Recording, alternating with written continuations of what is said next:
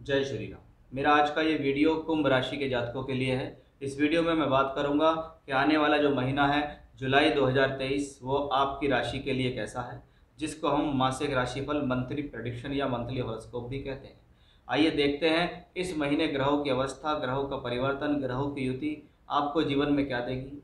आपका स्वास्थ्य कैसा रहेगा, आपका सम्मान, आपका भाग्य, आपका लाभ, आपका कर्म, आपकी शिक्षा, विवाह, वैवाहिक जीवन, सभी स्थितियों को हम बारीकी से अध्ययन करेंगे। सभी 9 ग्रहों के बारे में आपको बताएंगे कि कौन सा ग्रह आपको क्या फलित दे रहा है इस महीने। सबसे पहले ग्रहों की रूपरेखा देखते हैं कि 1 जुलाई 2023 के दिन का एक गोचर आपके सामने है, जिसमें शनि आपकी राशि के लॉर्ड होकर वक्री होकर मजबूत स्थिति में बैठे हैं। तीसरे घर में गुरु राहु का योग है। पंचम भाव में सूर्य 16 जुलाई तक है, उसके बाद राशि परिवर्तन करेंगे। बुध 8 जुलाई को कर्क राशि में प्रवेश कर जाएंगे, छठे भाव में।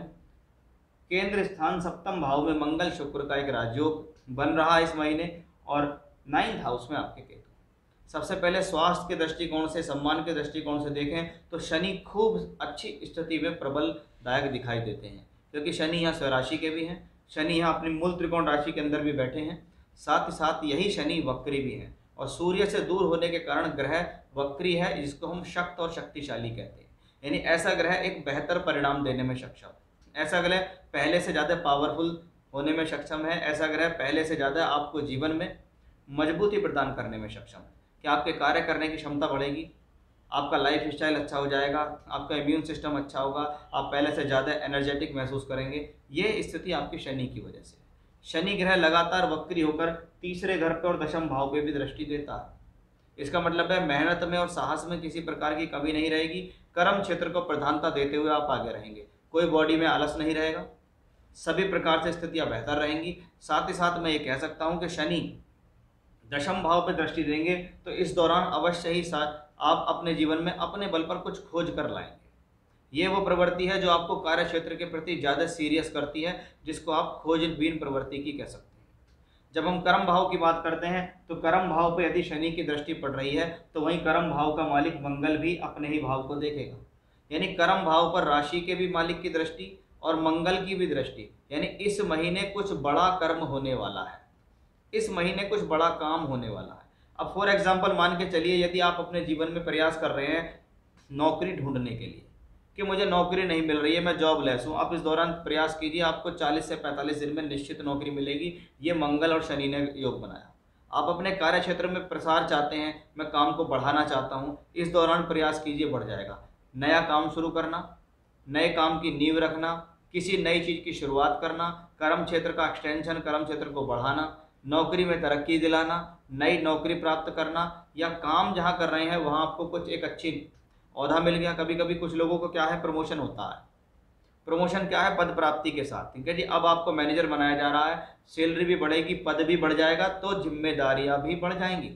वो ग्रह मंगल और शनि की बदौलत आपको दशम भाव पे दृष्टि पड़ने के कारण मिलता है। यानी सबसे ज़्यादा जरूरी क्या है कि जीवन में कर्म होता रहे और पैसा आता रहे, तो जीवन की बहुत सारी प्रॉब्लम्स व्यक्ति सॉल्व कर लेता है।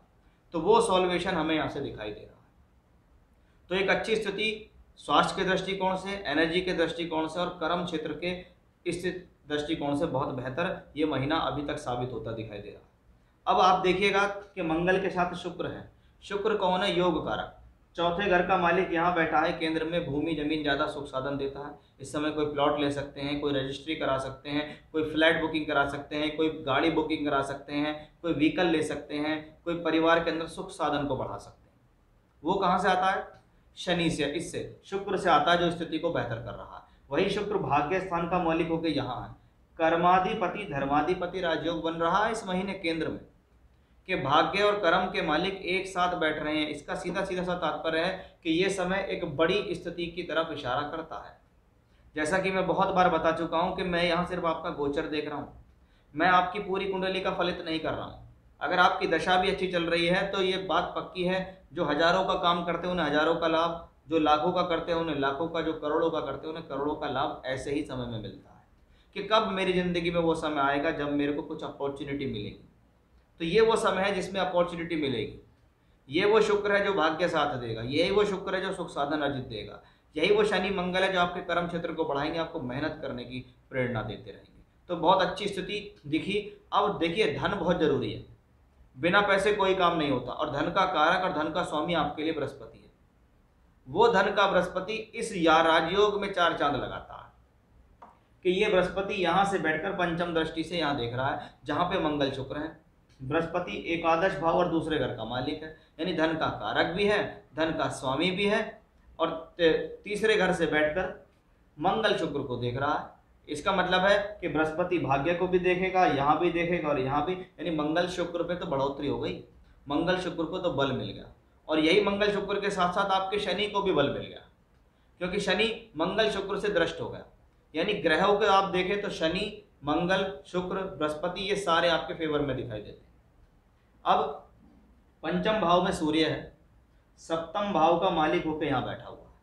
इसका मतलब है पंचम अगर सप्तम में जाता है तो बहुत बार क्या है, पद प्राप्ति और बुद्धि का मेल होता है। इसको दोनों तरीके से समझे कि सप्तम भाव पद प्राप्ति का भाव है, आपकी नौकरी और पब्लिक इमेज का, और वो बुद्धि स्थान में बैठ गया कि मैंने अपनी बुद्धि से, अपनी योजनाओं से लाभ प्राप्त किया या पद प्राप्ति मिली या मुझे तरक्की मिली।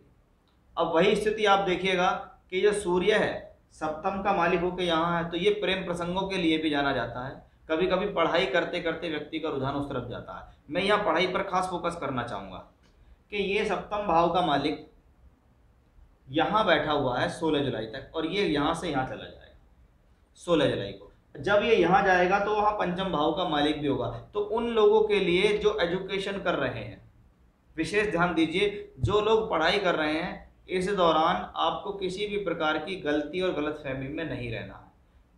ओवर कॉन्फिडेंस में आकर अपना नुकसान आपको नहीं करना। अन्यथा ऐसी स्थिति में व्यक्ति क्या करता है, अपनी बुद्धि से गलत निर्णय लेता है कि मेरा ध्यान प्रेम प्रसंग में ज़्यादा चला गया, मैं पढ़ाई को भूल गया, मैं ओवर कॉन्फिडेंस में आ गया, मैंने समझा मुझे सब कुछ आता है, मैं सब कुछ कर लूँगा।